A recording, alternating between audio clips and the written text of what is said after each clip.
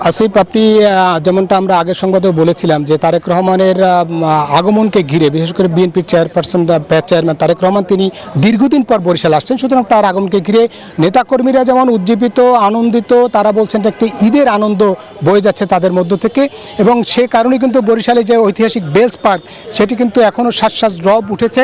আমরা যদি এখানকার একজন বিএনপি নেতার সঙ্গে কথা বলি যে কেমন প্রস্তুতি, কালকে দীর্ঘদিন পর তারেক রহমান আসছে বরিশালে, যদি একটু বলেন। আপনাকে ধন্যবাদ। আমি অ্যাডভোকেট আবুল কালাম শাহীন, জেলা বিএনপির সদস্য সচিব। জ্যেষ্ঠ নায়ক জনাব তারেক রহমান দীর্ঘ প্রায় 20 বছর পর বরিশাল আসছেন। তাকে এক নজর দেখার জন্য, তার কথা শোনার জন্য আজকে বরিশালের লক্ষ লক্ষ নেতা কর্মী, সাধারণ জনতা উন্মুক্ত হয়ে আছেন। আমরা বিশ্বাস করি আগামীকালকে সকাল 11টায় যে সমাবেশটি এখানে অনুষ্ঠিত হবে সেটি একটি ঐতিহাসিক সমাবেশে পরিণত হবে। যেমনটা বলছে যে কালকে যে ঐতিহাসিক সমাবেশ এটা হবে, যে সমাবেশে তারেক রহমান বক্তব্য দেবেন এবং একই সঙ্গে নির্বাচনী প্রচারণার এটি একটি বৃহৎ অংশ হিসেবে বলছেন নেতাকর্মী। তারা বলছেন যে ধানের শীষের বিজয়ের নতুন দিক নির্দেশনাও আসবে এই জনসভা থেকে।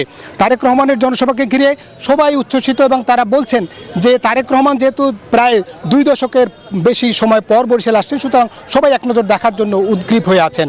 এই ছিল মূলত বরিশাল থেকে আমার কাছে তারেক রহমানের, বিএনপি চেয়ারম্যান তারেক রহমানের যে জনসভা, তাতে যে তিনি আসবেন সেই মিরন, ধন্যবাদ আপনাকে।